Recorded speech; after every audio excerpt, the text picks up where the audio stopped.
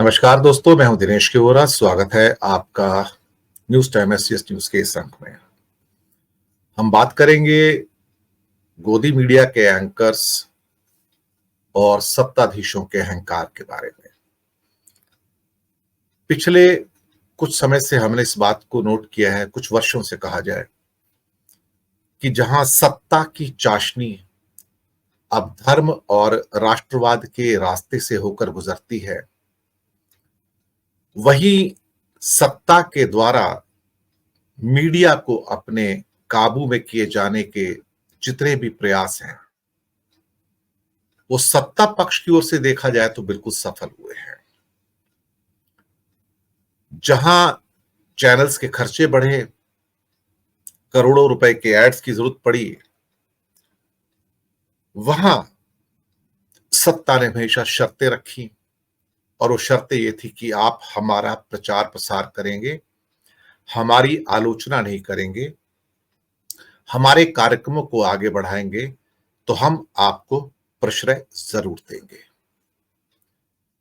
ये चीजें हुई हैं, इसमें कोई शक वाली बात ही नहीं है। लेकिन धीरे धीरे पत्रकारिता के अंदर जो फर्क आया, वो फर्क यही था कि पत्रकारिता अपना धर्म भूल गई। वो ये भूल गई कि मुझे बिकना नहीं है। कलम तलवार से ज्यादा शक्तिशाली होती है। और वो वादे, वो इरादे, जब कोई व्यक्ति पत्रकारिता में आता है, उसके लेसन्स लेता है कि मैं सत्य की रक्षा करूंगा, सत्य को जिस रूप में हो, जैसा लोगों के सामने प्रिंट मीडिया हो या कोई और मीडिया हो, उसके द्वारा उन खबरों को पहुंचाने की कोशिश करूंगा, पर ऐसा होता हुआ नजर आता नहीं बहुत बार। ये चीजें हैं जो हमें उद्वेलित करती हैं।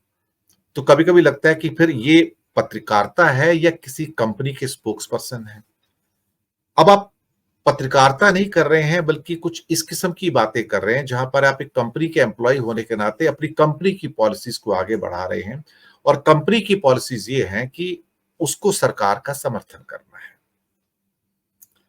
हमारे एक लेजेंडरी मित्र त्रिलोकदीप जी, जो हमारे साथ थे, उन्होंने हमेशा मुझसे एक बात कही है कि जब वो काम करते थे तो हमने इस बात को देखा था कि कहीं ना कहीं जब अज्ञेय दिनमान के अंदर आए थे, तो उस समय की बात है कि जब शर्तें रखी गई थी तो लोग हैरान हुए थे कि क्या टाइम्स ऑफ इंडिया उन शर्तों को मानेगा उस समय दिनमान को प्रारंभ करने के लिए। और अज्ञेय को वो सारी बातें, जो आजादियां चाहिए थी एक संपादक होने के नाते, उनको दी जाएंगी।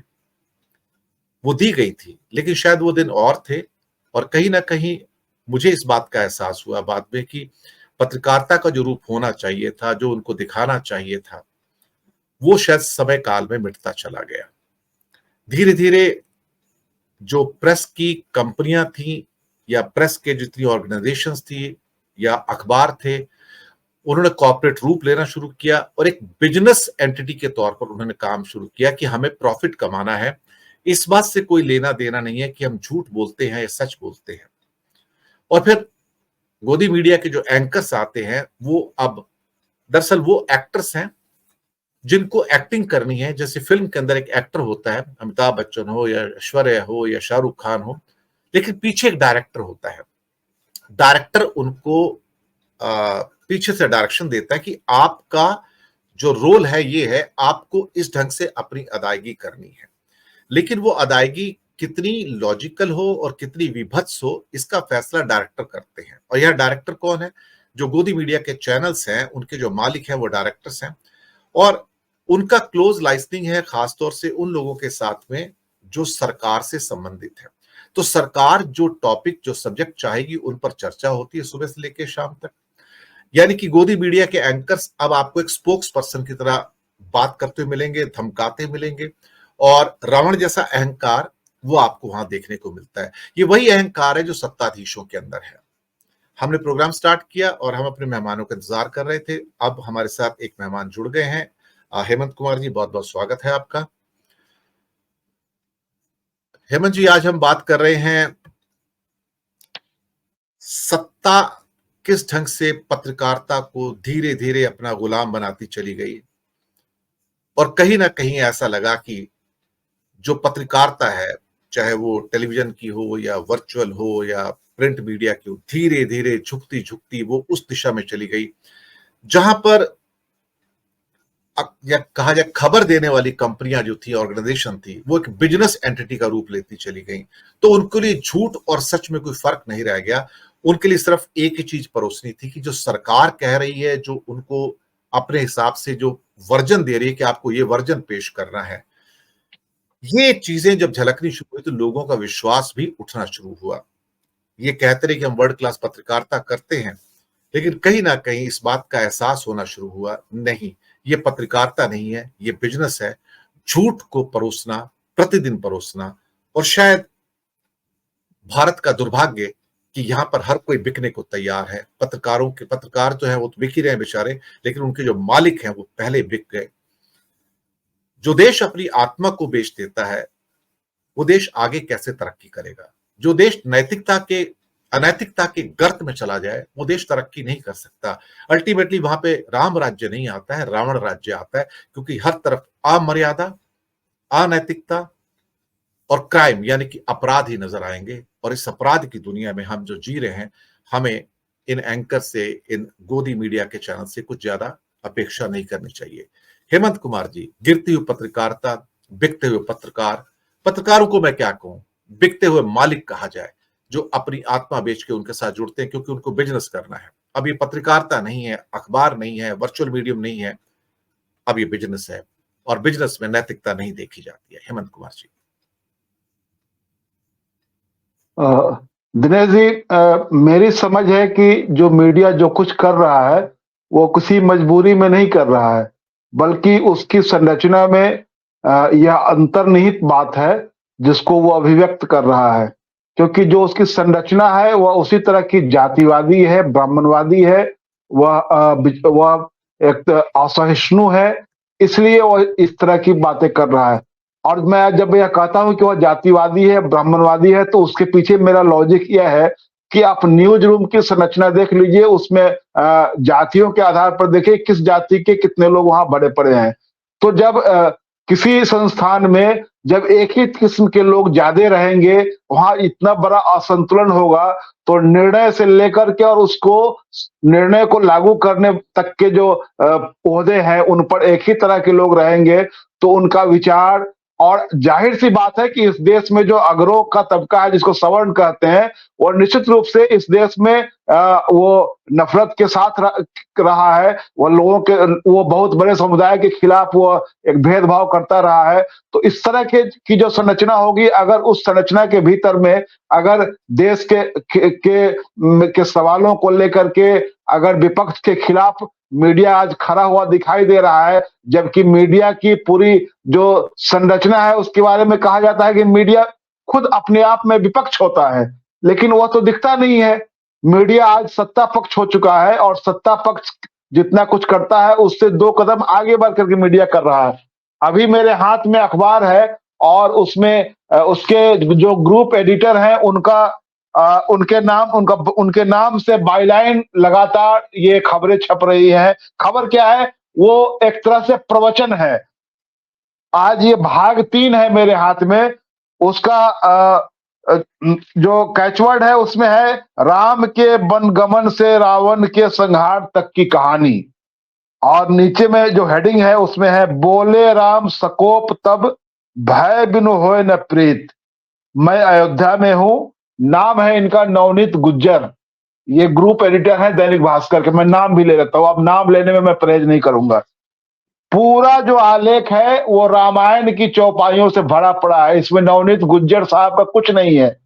अयोध्या में आप रिपोर्टिंग कर रहे हैं, ठीक है, रिपोर्टिंग करना है आप करें। अयोध्या में कैसी तैयारी चल रही है, अयोध्या में जब नई अयोध्या बनी है तो उसमें कैसा विस्थापन हुआ है, वहां का बाजार तंत्र कैसा विकसित हुआ है, एयरपोर्ट बना है, क्या है, बहुत सारी वहां राजनीति है, अर्थशास्त्र है, सब कुछ है वहां।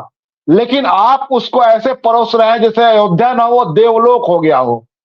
तो ये जो बेईमानी है बौद्धिक, अयोध्या को देवलोक की तरह के देवों की सारे देवता अयोध्या में उतर गए हैं और ये देवताओं की रिपोर्टिंग कर रहे हैं। ये वहां अर्थशास्त्र क्या है, वहां राजनीति क्या है, इस पर कोई रिपोर्टिंग नहीं हो रही है, जबकि खुलेआम राजनीति हो रही है। अखबारों में लिखा जा रहा है कि बीजेपी लोकसभा चुनावों को देखते हुए राम मंदिर प्राण प्रतिष्ठा में अपनी भूमिका और लोकसभा चुनाव की सीट शेयरिंग को लेकर के लगातार उसकी बैठकें हो रही। ये खबर का इंट्रो है, कल की खबर का इंट्रो मैं बता रहा हूं। प्रधानमंत्री जी की खबर है, उसके बाद अयोध्या में जो राम मंदिर की प्राण प्रतिष्ठा होने वाली है उसमें बीजेपी क्या कर रही है। तो पूरी विभाजन रेखा बीजेपी ने खत्म कर दी है, प्रधानमंत्री जी ने भी खत्म कर दी है। लग रहा है प्रधानमंत्री जी किसी मठ के महंत हैं, वो प्रधानमंत्री नहीं है। उसी तरह ये अखबार के संपादक, ग्रुप एडिटर, किसी अखबार के ग्रुप एडिटर नहीं बल्कि किसी महंत, संत और कथावाचक की तरह रिपोर्ट लिख रहे हैं। इनकी रिपोर्ट यही है लगातार। ये तीसरा भाग आज मैं आप मेरे हाथ में है, इससे पहले 2 भाग ये छप चुका है और इस तरह का कारनामा सारा मीडिया कर रहा है, चाहे वो टेलीविजन में हो अथवा प्रिंट मीडिया हो, सब जगह यही चल रहा है। तो इतनी बड़ी जो बेईमानी हो रही है, आप भगवान राम का इतना बड़ा, मुझे लगता है कि अनैतिक इस्तेमाल, उनका बाजारू इस्तेमाल अब तक इस देश ने कभी नहीं देखा था। ये राम के साथ भी एक तरह से अन्याय है। आप भगवान को एक तरह से इन लोगों ने कैद बना रखा है और उनके जरिए अपनी मार्केटिंग कर रहे हैं। अखबार वाले भी कर रहे हैं, टीवी चैनल वाले भी कर रहे हैं और पॉलिटिकल पार्टी के रूप में बीजेपी कर रही है, प्रधानमंत्री जी कर रहे हैं, ये तमाम लोग कर रहे हैं। और धर्म और राजनीति के बीच की जो विभाजन रेखा है, धर्म और सरकारों के बीच की जो विभाजन रेखा है, इसको इन लोगों ने मिटा दिया है और इसमें मीडिया और सरकार इन दोनों का गठजोड़ है और ये एक तरह से मीडिया का अंडरवर्ल्ड है। ये मैं कह रहा हूं कि मीडिया का अंडरवर्ल्ड इसमें काम कर रहा है। इनका जो बिजनेस मॉड्यूल है वह भी मैं जिस समय मेन स्ट्रीम मीडिया में था, मैंने देखा है वो दौर 2009 के चुनाव में जब समाचारों को बेचने के लिए ये इनके जो पब्लिकेशन डिपार्टमेंट के लोग, एडवर्टीजमेंट डिपार्टमेंट के लोग जो थे, वो रेड कार्ड लेकर के बाजार में घूमना शुरू हो गए थे और उसको लेकर, पेड न्यूज को लेकर उसमें कितना हंगामा मचा था आपको भी याद होगा। और वो अब तो वो सारी सीमाएं खत्म हो गई हुई है। अब तो कहीं पेड न्यूज भी लिखने की जरूरत नहीं है, एडिटोरियल भी लिखने की जरूरत नहीं है कहीं नीचे में, ताकि आप कहें कि ये विज्ञापन है, ये समाचार नहीं है। अब वो सारी विभाजन, सब लोगों ने उसको अपना ऊन कर लिया है कि नहीं, अब तो हम अब आपके लिए हम खुद काम करेंगे, संपादक जी काम करेंगे, रिपोर्टर जी काम करेंगे, उनके जो विज्ञापन वाले हैं वो काम करेंगे, पब्लिकेशन वाले हैं वो काम करेंगे। सारे लोगों के सामने एजेंडा यही है कि इस देश में विभाजन को, नफरत को फैलाया जाए और धर्म के नाम पर वोट जुटाया जाए बीजेपी के नाम के पीछे। ये बड़ा काम चल रहा है और इसमें दिक्कत यह है कि विपक्ष जो कभी ये निर्णय लिया था इन लोगों ने कि हम फलाने का बहिष्कार करेंगे, उतना भी ये लोग नहीं कर पाए। तो आपने तो एक तरह से खुला मैदान दे दिया है उनको खेलने के लिए। वो बीजेपी के साथ गलबैया डाल करके ये लोग घूम रहे हैं और वहां प्राण प्रतिष्ठा तो बाद में होगी। अखबारों के पन्नों पर प्राण प्रतिष्ठा हो चुकी है, संपादक भी जितने लोग हैं सब लोगों ने कर दिया, अपने चैनल में कर दिया है, अखबारों के पन्नों पर कर दिया है। इन लोगों ने उसको अपना पूरा एजेंडा बना लिया। सब लोग, सारे लोग भक्त की तरह काम कर रहे हैं और मैंने कहा कि ऐसे संपादक जो कि कथावाचक की तरह कथा लिख रहे हैं अखबारों में, तो उनसे क्या उम्मीद कर सकते हैं आप कि ये जो पूरी तरह जो अंडरवर्ल्ड है मीडिया का, वो डॉन की तरह काम कर रहा है, विपक्ष के लोगों को हरकाता है, गालियां देता है, कभी कभी पीटता भी है। लेकिन विपक्ष जो है इनके खिलाफ कोई कड़ा एक्शन लेने की स्थिति में अभी भी नहीं है। इन लोगों ने तो बहिष्कार का जो कॉल दिया था उसको भी इन लोगों ने पूरा नहीं किया, उसमें भी घालमेल हो गया। कमलनाथ को आपने देखा नाविका कुमार के साथ कैसे वो हवाई जहाज में घूम रहे थे, हेलीकॉप्टर में घूम रहे थे। तो ये जो स्थिति है, इस स्थिति को तो सब लोग समझ रहे हैं कि मीडिया कैसे एक्ट कर रहा है, लेकिन इसके खिलाफ कोई सुसंगत कार्रवाई हो, राजनीतिक अभियान चले। आपको सरकार से भी लड़ना है और मीडिया से भी लड़ना है, क्योंकि मीडिया ने अपनी भूमिका बदल ली है। मीडिया ने तय कर लिया है कि नहीं, हम सरकार के साथ रहेंगे और हम विपक्ष से सवाल पूछेंगे, हम विपक्ष को खदेड़ेंगे। तो इस स्थिति में मुझे लगता है कि ये बड़ी चुनौती इस देश के कि जनता के सामने है, और लेकिन सबसे ज्यादा बड़ी चुनौती इस देश के विपक्ष के सामने है, जिनके सामने अस्तित्व बचाने का संकट है, और जब तक आप लड़ेंगे नहीं, आपका अस्तित्व बचने वाला नहीं है इनसे। जी।